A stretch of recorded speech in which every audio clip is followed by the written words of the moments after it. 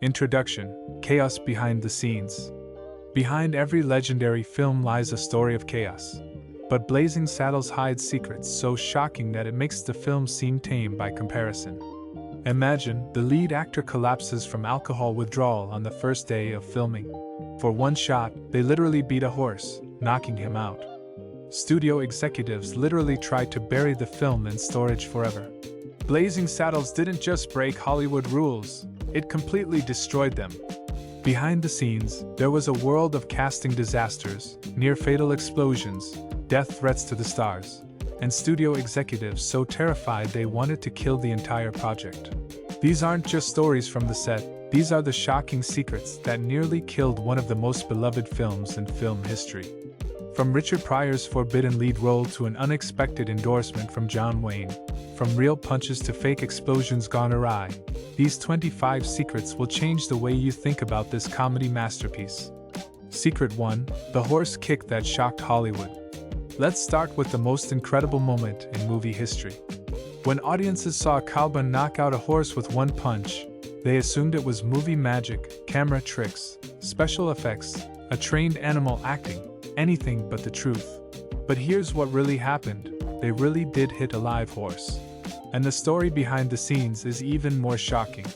In 1974, there were no computer graphics, elaborate stunt doubles, or fake horse heads. The team brought in a specially trained stunt horse named Thunder, an animal with years of experience in dangerous film work. The scene required weeks of preparation with professional trainers who specialized in risky stunts that would be illegal today. The blow itself was delivered by an experienced stuntman who had worked with animals for over a decade. The blow was precisely timed, hard enough to elicit a trained response from the horse, but controlled enough to avoid injury. What the audience didn't see were the 3 cameras filming from different angles, the veterinarian standing behind the scenes, and the elaborate safety protocols. But something went wrong during filming. Thunder didn't just fall. He lay there for longer than expected, appearing to be truly unconscious for nearly 30 seconds. The entire crew held their breath until the horse finally stirred and stood up, shocked but unharmed. Modern animal welfare standards would never allow such a stunt, but in 1970s cinema, anything was possible. Mel Brooks later admitted that the scene was like a challenge. Let's see if we can pull this madness off. They did. And it became one of the most talked about moments in cinema, because audiences realized there were absolutely no limits in this film. Secret 2: First day disaster. Imagine, the first day of production. The cameras are ready, the crew is assembled, and there it is, a total disaster. The man chosen to play Waco the Kid, Oscar winner Gigi Young, enters a scene in a prison cell and immediately begins to shake uncontrollably. His voice cracks, his hands shake wildly, and he collapses to the floor in the middle of a take. It became one of Hollywood's most dramatic casting disasters. Young's casting story is even more tragic. He struggled with severe alcoholism for years, hiding his addiction behind a facade of professional success. Studio executives were aware of his drinking problems but believed his Oscar-winning talent would outweigh his personal problems. This decision nearly ruined the entire film. At first, everyone thought his erratic behavior was a case of his deep immersion in method acting. But this wasn't acting. This was a severe alcohol detox, happening in real time.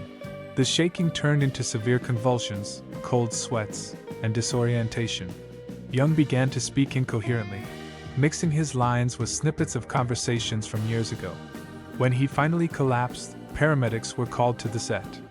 Young was rushed to a private hospital, where doctors confirmed he was experiencing life-threatening withdrawal symptoms. He spent the next 3 weeks in intensive care, fighting for his life as his career crumbled. Meanwhile, Mel Brooks faced a nightmare. His co-star had dropped out, filming had to continue, and the studio was threatening to shut down production. Instead of panicking, Brooks made one phone call to Gene Wilder in New York. No auditions, no screen tests. Just one question: "Can you get on the plane tomorrow?" Wilder arrived the next morning, exhausted from an overnight flight, and completely unprepared. No costume fittings, no rehearsals. He barely had time to rehearse his scenes. But when he walked into that jail cell and delivered his first line with perfect timing, he became Waco. Kid is so perfect that no one has ever questioned this replacement. Secret 3. Richard Pryor's forbidden role. Before Cleveland Little donned the sheriff's badge, Richard Pryor was set to star. His removal from the lead role created one of Hollywood's most tragic what-if scenarios. Pryor co-wrote the script, creating the sharp, dangerous humor that gave the film its audacity. His dialogue sparkled with intelligence, and Mel Brooks was desperate to cast him in the lead role. Brooks and Pryor's collaboration was electric. Pryor brought an authenticity to the racial commentary that no white writer could match, while Brooks brought the experience of structural comedy to make the satire work. They created dialogue that was both hilarious and cutting, humor that made the audience laugh while confronting uncomfortable truths. Pryor's vision for the sheriff character was revolutionary. He wanted to play someone who uses intelligence and wit to outwit racism, turning the tables on bigots through clever manipulation rather than violence. His sheriff was to be sophisticated, educated, and always a few steps ahead of his antagonists. But studio executives saw him as a risk, not a genius. Pryor's personal struggles with drugs and alcohol were making the tabloids, and his controversial stand-up performances were already making theater owners nervous. The final straw was Pryor's arrest for a minor incident a few weeks before filming was to begin. Studio lawyers panicked, insurance companies balked, and executives decided Richard Pryor was too risky for a major studio production. The rejection devastated Pryor, who felt that Hollywood was punishing him for being authentic in his portrayal of the black male experience in America. Brooks fought the studio's decision for weeks, arguing that Pryor's presence would elevate the film from a good comedy to a cultural landmark. But under threat of the project's complete cancellation, he was forced to agree. Cleveland Little ultimately performed brilliantly, but the rhythm and character of each line still carried Pryor's voice throughout the film. Secret 4. Studio executives tried to kill the film. The first studio screening was a disaster that nearly killed the film before it was even seen by audiences. Warner executives, the brothers, sat in stunned silence as the racial satire, crude humor, and boundary-busting jokes unfolded on screen. They weren't just uncomfortable, they were incredibly horrified and immediately began plotting to destroy the film. The screening took place at the Warner Private Cinema Brothers is for executives only. The temperature in the room seemed to drop as the show went on. The executives shifted uncomfortably, exchanged anxious glances, and some literally covered their faces during controversial scenes. When the infamous fireside scene began, one of the executives reportedly got up and left, muttering something about the end of civilized entertainment. The studio's initial plan was devastatingly simple: shelve the film forever, bury it in storage, write off $5 million in losses, and pretend it never existed. Internal memos from the period revealed their panic. "This film will ruin our reputation with distributors and advertisers." The next morning, studio executives called an emergency meeting. They discussed everything from selling the film to another studio to completely recasting and reshooting major parts. Some executives suggested editing it into a regular Western, removing all the satirical elements. But Mel Brooks refused to give up. He had the contractual right to the final cut and threatened legal action if they tried to change his vision. When the studio insisted that the film could not be released, Brooks made a counter-proposal: one test screening with real audiences, no studio interference, no pre-screened audience. That one screening at the Westwood Theater saved the entire film. When the audience erupted in laughter at scenes that had horrified the executives, the studio realized it had seriously underestimated both the film's comedic power and its audience's appetite for boundary-pushing humor. Within weeks, the same executives who had wanted to bury the film were arguing over marketing strategies. Secret 5. The fart joke that saved everything. One sound effect changed the history of cinema forever. But the story of this legendary campfire scene shows how close the film came to losing its most famous moment.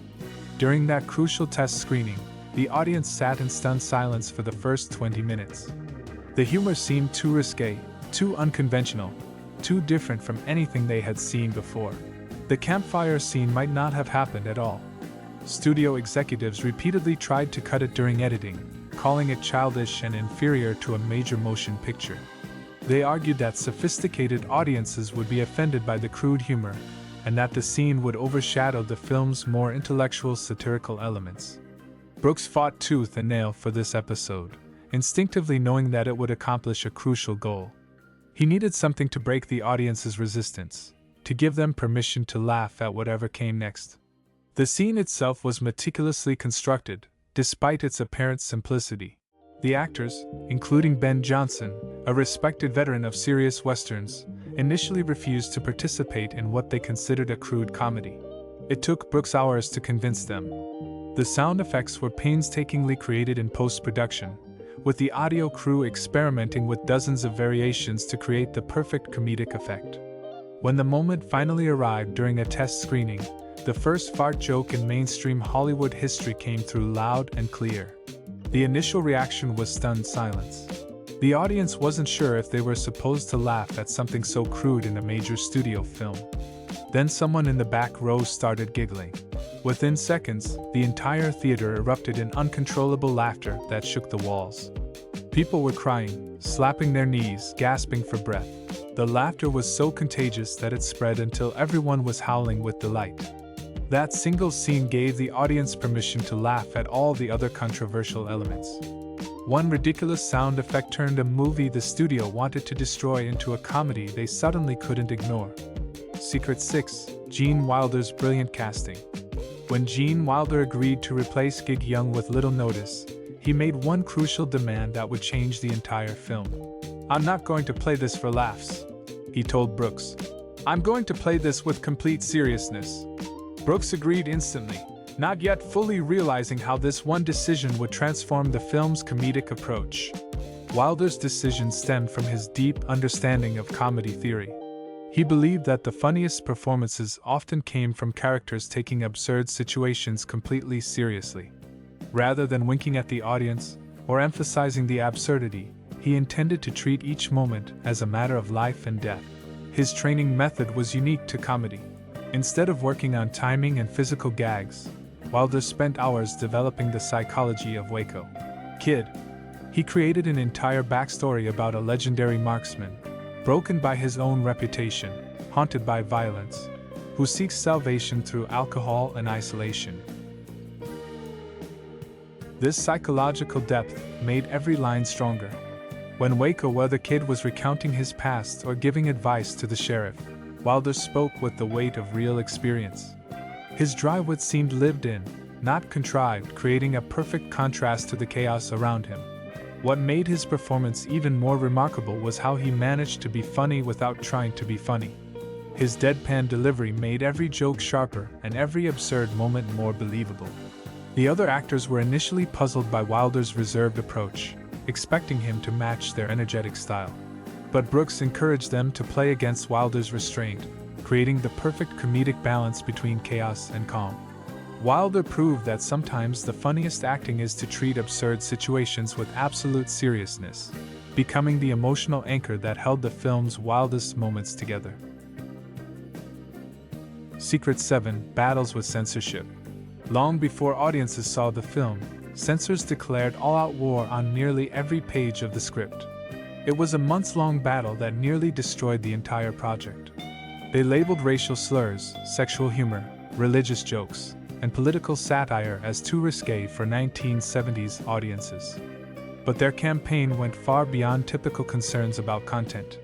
The Motion Picture Association of America, MPAA, assigned its most conservative reviewer to the project, a man known for his tough stance on controversial content. He went through the script with a red pen, marking entire scenes for deletion and demanding rewrites of dialogue he deemed inflammatory. The initial censor report was devastating, recommending that over 40% of the dialogue be removed. One censor reportedly warned Brooks during a heated phone call, "If you release this version, your career is over. No major studio will ever work with you again." They weren't just threatening the film, they were threatening Brooks' entire future in Hollywood. The board of censors gave Brooks an ultimatum: either accept their cuts and receive an R rating, or face the dreaded X rating, which would completely kill its commercial prospects. Very few theaters would show X-rated films, and major newspapers would not accept their advertising. Brooks fought for every line with the passion of a man defending his artistic soul. His argument remained the same throughout the months of negotiations. Take away the pungency, and you destroy the whole point. The most contentious battle was over the film's use of racial slurs, which the censors wanted to remove entirely. The fight became so intense that Brooks threatened to release the film independently, without MPA approval, a financial death blow but a testament to his commitment to his vision.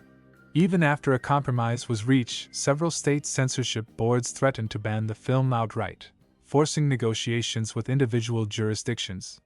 The film wasn't just made to make people laugh. It was designed to force audiences to confront an uncomfortable truth about American society. Brooks refused to dull that blade, even as his career hung in the balance.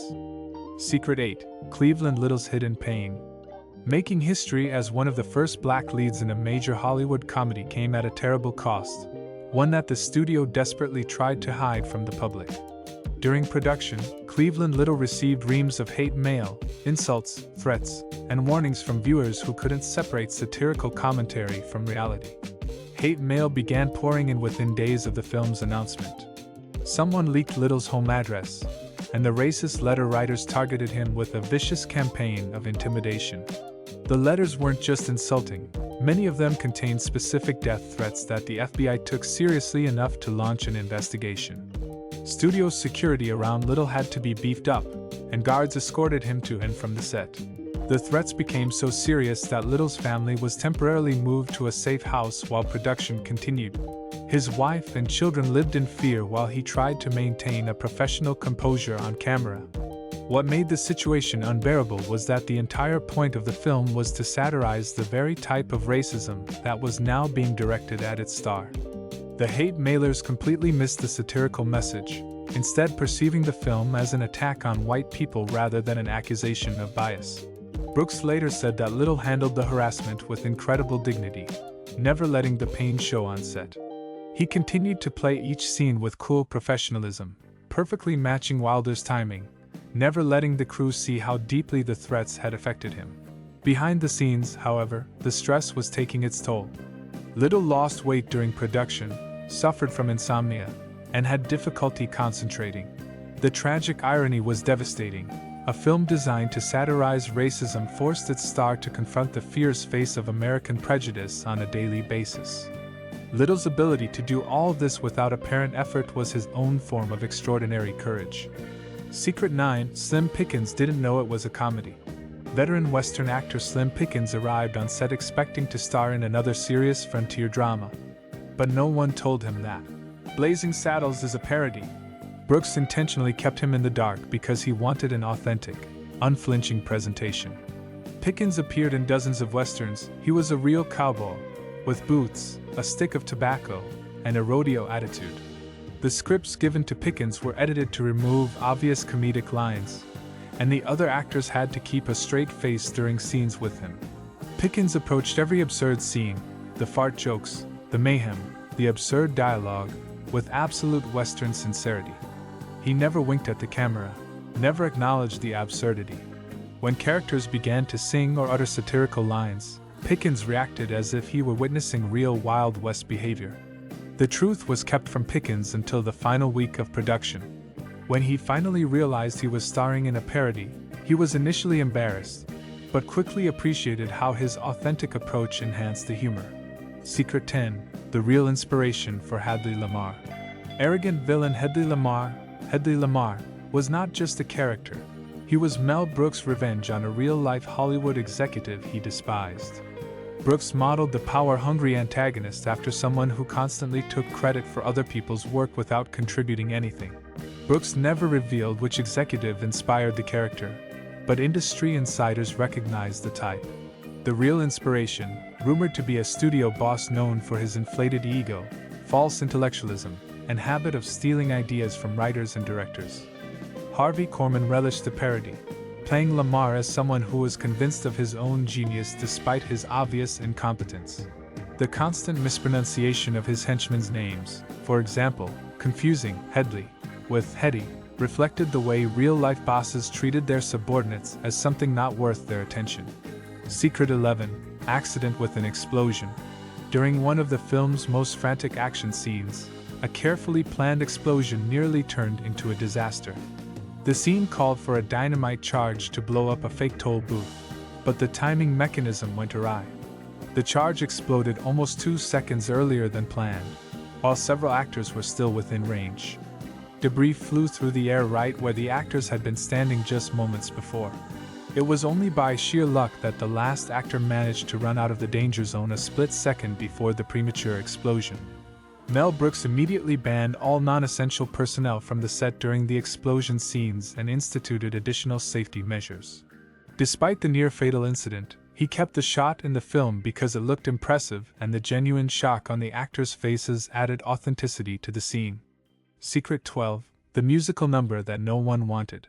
The film's chaotic ending, in which the cast breaks the fourth wall and breaks into a random musical number led by Dom DeLuise, shocked the studio. Executives called it crazy and detached from reality, but Brooks still shot it as an act of creative rebellion. DeLuise was brought in at the last minute when the original choreographer resigned due to budget cuts. He improvised most of his lines on set, working without a script. The dancers were recruited from local theater companies and had minimal rehearsal time. In fact, the entire scene was completely improvised during filming, with Brooks simply encouraging everyone to just be silly and energetic. Somehow, this chaos was edited into the perfect climax for a film that refused to follow any rules. Secret 13, the leader who didn't understand the ending. When Mel Brooks showed the final version of the film to management, one of the top executives sat in complete silence until the credits rolled. Then he asked with genuine surprise, "Why do characters leave the film?" Brooks replied simply, "Because it's over." The ending, in which the characters leave the Western set for another set and then ride off in a limousine, was a statement about the destruction of cinematic boundaries. The director's surprise epitomized the industry's general resistance to experimental cinema that violated established narrative canons. Brooks never explained the ending again, believing that anyone who needed an explanation would probably not appreciate the film's other elements that broke the mold. Secret 14, Mel Brooks' Triple Madness. Mel Brooks himself couldn't resist and played 3 roles in the film at once: the corrupt Governor Lepetamain, the Yiddish-speaking Indian chief, and the overly expressive director in the finale. He hardly prepared for any of them. He would just show up on set, throw on his costumes, scribble down a few notes, and immediately start filming. Playing multiple roles, Brooks was given the opportunity to satirize every aspect of the system he worked in. As a governor, he mocked corrupt politicians. As a chief, he parroted Hollywood stereotypes of Native Americans. And as a director, he satirized his own profession, portraying directors as self-centered tyrants. Secret 15, Oscar nominations without wins. Despite the film becoming a box office phenomenon and a cultural earthquake, Blazing Saddles received 3 Oscar nominations and didn't win a single one. The Academy simply wasn't ready to publicly celebrate such a dangerous comedy. The nominations: Best Supporting Actress for Madeline Kahn, Best Editing, and Best Original Song, seemed limited. The film's groundbreaking script, innovative direction, and cultural impact were completely ignored by Academy members who were uncomfortable with its satirical content. Brooks later joked, "They didn't give us statuettes, but they gave us something better, an audience that hasn't stopped laughing for 50 years. Secret 16, Sitcom Disaster. After the film's wild success, studios naturally tried to cash in on it by turning it into a television sitcom. The project, titled Black Bart, was a sanitized version with off-screen laughs that stripped away everything that made the original brilliant. The pilot episode was a creative disaster, no wit, humor, or soul. They hired other actors, rewrote the dialogue to remove any satire, and added in a laugh track to tell the audience when it was supposed to be funny. The studio filmed a few episodes, but they never aired. They used these unaired episodes solely to preserve the legal rights to the characters. Mel Brooks refused to even acknowledge that the sitcom existed. Secret 17, the title the studio feared. Studio executives hated the name, Blazing Saddles, claiming it sounded like the title of an adult film.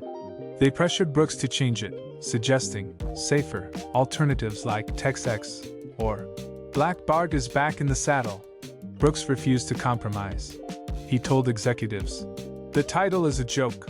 It's ridiculous, it's outrageous, and it sets the tone before the first frame. He threatened to quit the project if he was forced to change the title. His instincts proved correct. Blazing Saddles became one of the most memorable titles in cinema, perfectly conveying the rebellious spirit of the film. Secret 18. I couldn't pull this off today. Mel Brooks has repeatedly stated that Blazing Saddles could never be made in today's climate. Studios wouldn't touch such a script, audiences expect a different kind of humor, and the film's satirical approach seems impossible to replicate. Today's audiences consume media differently, and social media allows for instant reaction and organized campaigns against controversial content. In addition, insurance companies now conduct such rigorous risk assessments that a film like this would simply be uninsurable. Brooks is not upset by this reality. He believes the film was perfectly suited to its time and did exactly what it was supposed to do. Secret 19. The camera crew that couldn't stop laughing. Many scenes required dozens of takes because the crew members simply couldn't hold back their laughter. Sound engineers dropped equipment during flatulence jokes. Cameramen were shaking with laughter so much they couldn't hold a steady shot. And the assistant director even had to be escorted off the set because his loud laughter was ruining the audio recordings. Brooks would often shout between takes, "Enough enjoying the movie! We're still making it!" But that infectious joy remained in every shot, making a film that couldn't have been made without laughing. Secret 20. John Wayne's unexpected endorsement. Mel Brooks offered John Wayne a cameo in the film's finale. The Western legend read the script and replied, "I'd love to, but I can't do it. My fans will never forgive me." But then he added, "However, I will be first in line to see it." Wayne kept his word. He attended the premiere, which attracted enormous media attention. His presence gave the film an unexpected endorsement from traditional Hollywood, proving that even the most notorious movie cowboy could appreciate a satirical subversion of Western mythology. Secret 21. Madeline Kahn's improvised masterpiece. Madeline Kahn's famous monologue, I'm tired," was not written into the script. It was born out of pure creative inspiration just during filming. In the scene, she began to improvise a speech about how tired she was. Tired of performing to please men, tired of false images. She spoke with such genuine emotion and vulnerability that the crew forgot to shout, "Stop!" Mel Brooks, realizing that something special was happening before his eyes, ordered the cameras to continue filming. This improvised scene became one of the most powerful moments of the film, proving that even in the crudest, broadest comedy there is a place for real human feelings. It gave her character unexpected depth, transforming her from a simple parody of a movie diva into a tragicomic figure. Secret 22. Number of contradictory words. Blazing Saddles uses a racial slur 17 times throughout the film, making it one of the most linguistically controversial comedies ever made. But it wasn't done for the sake of shock value. Each use was carefully planned. Mel Brooks defended each instance as absolutely necessary to expose the absurdity of racism. Throughout the writing process, Brooks consulted with civil rights leaders and black performers, including Richard Pryor, to ensure that the satire hit the mark. The repetition served a specific purpose, to force a predominantly white audience to confront how commonplace this language was in American society. The idea was to take the insult to the point of absurdity, to strip it of its power through satirical repetition, showing how meaningless and empty racism was. Secret 23. Harvey Korman's costume fire. While filming one of Hedy Lamar's scenes, Harvey Korman's elaborate costume caught fire from an overheated stage light fixture. He continued to act, literally smoking, thinking the effect was a deliberate dramatic move. Korman noticed the smoke but assumed it was a special effect designed to make his villain character more menacing. He continued to deliver his lines with increasing passion until an assistant director ran onto the set and began dousing the flames on his jacket with a script folder. Mel Brooks immediately saw the comedic potential in this and asked Korman to recreate the smoke effect, this time using controlled special effects, for future takes, adding another layer of absurdity to his character. Secret 24. The real Mongo prototype. Alex Karraz's fearsome character, Mongo, was inspired by a real-life NFL player Mel Brooks knew. He was a man infamous for his terrifying presence on the field, but who displayed an almost childlike personality in private. The real inspiration was a defender who terrorized opposing teams, but outside of football collected comic books and loved animated films. Brooks was fascinated by this contradiction between public and private persona. Karras, with his own experience playing in the NFL, immediately understood the character. He drew on his own experience dealing with teammates who seemed invincible on the field but were surprisingly vulnerable in personal relationships, perfectly embodying Mongo's dichotomy. Secret 25, the horse that lived better than the stars. On a set filled with chaos and huge egos, the main stunt horse, the same one that got hit in The Secret One, was getting the most lavish treatment. The horse had its own private trailer with climate control, special lighting, and a personal assistant to attend to its every need. Meanwhile, the human actors changed behind makeshift curtains and shared cramped dressing rooms. Gene Wilder joked that the horse enjoyed better conditions than most of the cast, including room service and professional grooming. Brooks later said that the horse was a true professional who always hit the spot, followed instructions perfectly, and unlike most actors, never went out of character or demanded changes to the script. Conclusion: revolution disguised as comedy. These 25 secrets reveal the incredible chaos behind one of comedy's greatest achievements. From first-aid disasters to near-fatal accidents, from band stars to studio battles, Blazing Saddles withstood everything Hollywood could throw at it. This wasn't just a movie, it was a revolution disguised as comedy. Brooks and his team didn't just cross the line, they completely destroyed it, creating something that could never be replicated today. Every silly moment, every controversial joke, every scene that broke the mold had a price. Real people faced real consequences for creating something so bold and uncompromising.